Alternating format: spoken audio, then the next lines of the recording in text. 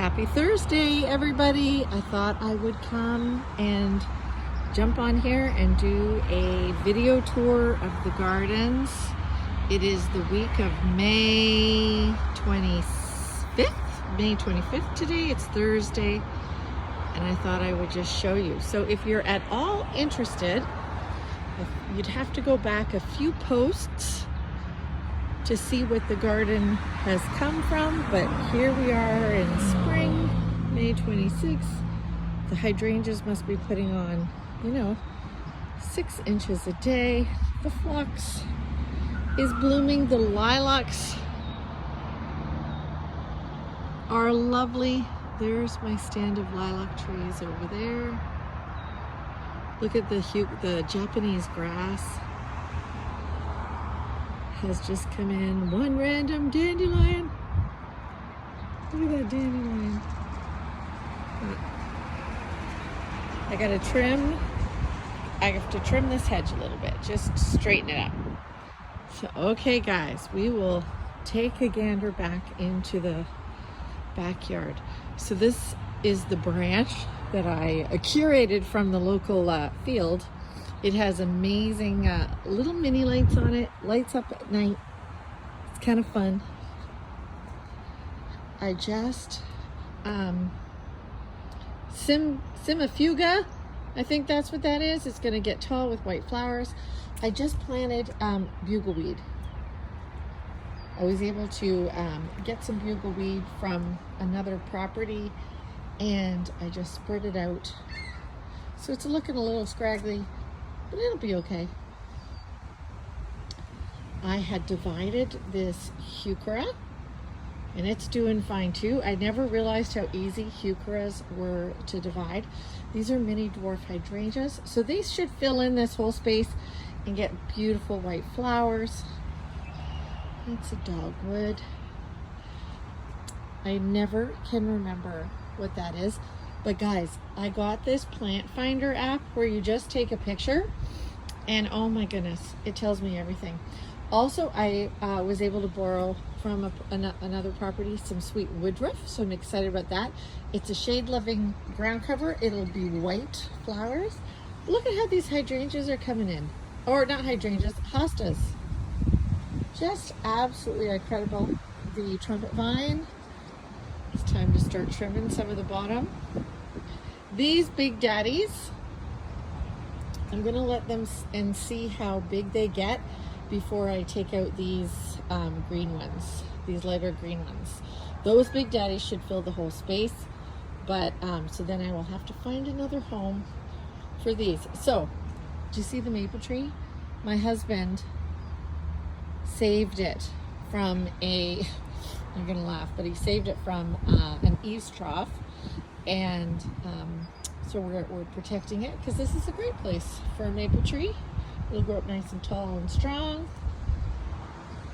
So the red bud is just coming out of its glory. It's still so beautiful. And this tall, I transplanted this flower basket, and it's kind of limping along, but I think it'll come back. So then again, the wild rose heuchera, the lavender is coming in, the sitting area, and look at this. So the Japanese grass, the purple heuchera, and that black lace towering elderberry. It's going to be kind of cool. An oak leaf hydrangea, but look at these columbine guys. Isn't that just lovely? You kind of come around the corner, and if you look to the left, you'll see them. There's a hydrangea back there. So the hydrangeas have this interesting bug that attacks the leaves, that kind of glue the leaves together. So I've been trying to grab the leaves and pitch them. So this is a Japanese snowball viburnum, and last year I kind of had it grew all the way down to the ground. This year, because of the videos that I've been watching, I've been kind of called limbing it up, which is awesome. I've also limbed up this one.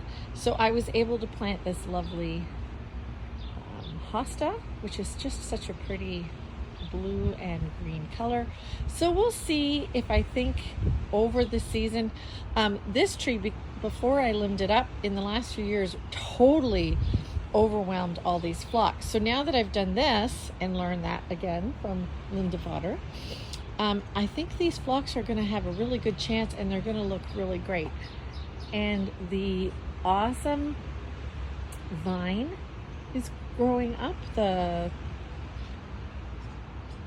I don't even remember, brain dead moment. So I had a lavender that is not doing so well, so I put it in this pot. We'll see what that does by the end. The tulips are kind of getting spent just in time for the irises to bloom. Aren't they just gorgeous? And in here I planted a whole bunch of one and done sunflowers so they can get really tall and then get cut down in time when they look a little shabby.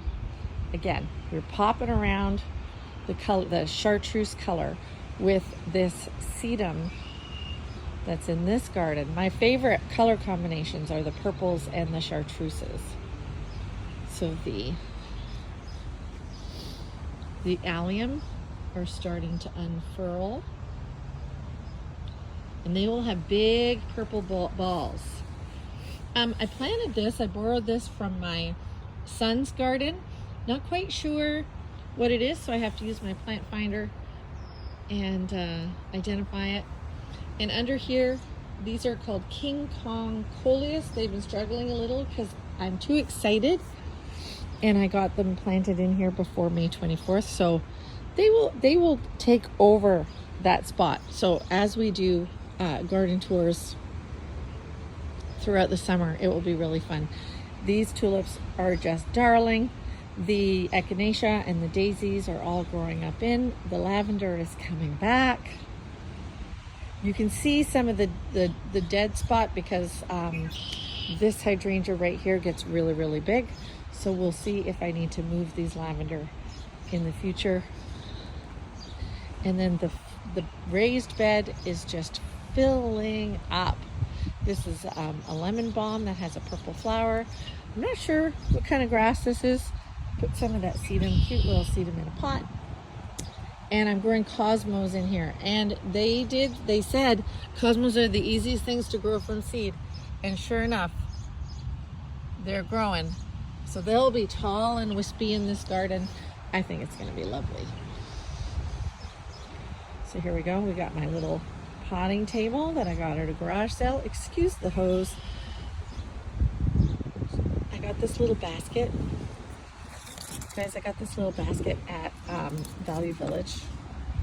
I'm like, it's perfect. It's perfect to just set some things in, carry it around. My daughter's Japanese maple had a bunch of babies, so we're gonna see if we can keep them alive. These are Astilbe, my woodland area, and those are Empress Woos. So that, I think I've said this before, that Astilbe will have to move because those Empress Woos will fill this whole spot. They'll get 5 feet tall, 5 feet wide. And then my planter, I don't have any thrillers in there yet. So I have some, not marigolds, geraniums. They should be the spiller. I don't want it to get too high because I look out this window. There's the studio. Okay, so then we come around to the active part of the yard. And this is my little collection of lovely airy plants, some Spanish moss, with bought terracotta from the store, and then some Value Village vines. This is the donkey tail spurge that I've talked to you before. These are babies, so we'll see if they'll live in there. The ferns, So these are my annual pots, and I know they don't look great, but I think they're going to turn out pretty good. The begonias will forgive me for having them out in the cold, but these dragon-tailed begonias are taking off. They had a bit of a time. And again, the nasturtium, apparently easy to grow from seed, and it's proving that it's okay. So I think in a couple of weeks, things will be great. So this is an area, this is the side of my house where I store things. So yesterday, again, borrowed from another property. I got some hostas. So they will not look great this year, but they will, they'll grow. Planted some bush nasturtiums in there. So once those get a couple of sets of leaves, I think I can transplant them. And then my dahlia pot. Hi everybody. And a few dahlias there.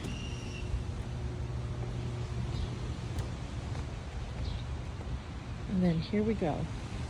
The main gardens. The grasses are coming. This is going to be filled with cosmos and wild sage. And here's, oh, I just love this. Like, look at these Empress Woos. They're only 2 years old. Look at them. This is crazy. Again, my gorgeous leaf. And my hydrangeas. So, I think, yeah, here's one. See this? There's bugs in there. So I have to squish it and get them all off. Doesn't take long. They're pretty evident. My neighbor gave me a little spruce. So that'll live in that pot for a while.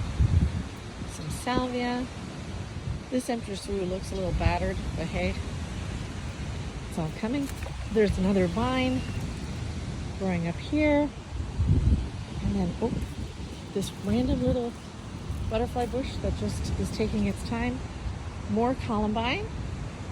So over here, the alliums are coming along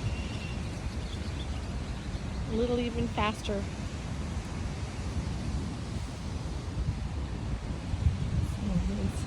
Inspecting for bugs. So here's my heart. I got out here and I trimmed it the other day, and it looks great. And then through here are a variety of echinacea and daisies coming up. The Solomon seal is doing so well back there, guys. You see it with a few random red tulips. Isn't that fun? The birches are all in. These are called Big Daddies. These are great and apparently will get really big, but take a lot longer than the Empress Woos. But they are a very, very pretty blue color. And then over here, this forsythia had bloomed and finished blooming. And then I learned that I'm not supposed to shape it like a ball. So I got in and I did some trimming, but I need to buy a saw and get out some of those big clumps. Cut those all the way down to the ground. So I've got some work to do here. My smoke bush is coming along. My studio. I'm letting the ivy grow. I'm trying to keep it trimmed. And then we'll finish off with this. My neighbor gave me 2 little cypress that Linda Votter style I topiaried. So I got a little bit more work to do on those, and to put I'm gonna get some pea gravel to put on top so the squirrels don't dig in them. And then we finish off with the mandavillas. Aren't they sad? But they'll come back. I'm patient. And then we'll walk back out. Check again. Isn't that just the sweetest little thing? And this lovely, I'd forgotten to do this as I walk by.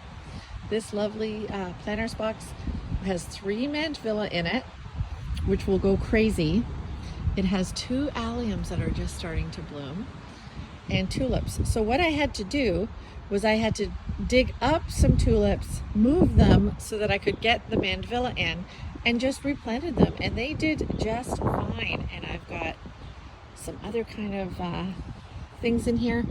So in there is a protected Concoleus, King Kong, and this will get really huge in front. These will all spill over, and there you go. We'll end up on, because it's been so cool, a little daisy dish. Thanks guys. Go back a few videos and you'll see what the garden came from.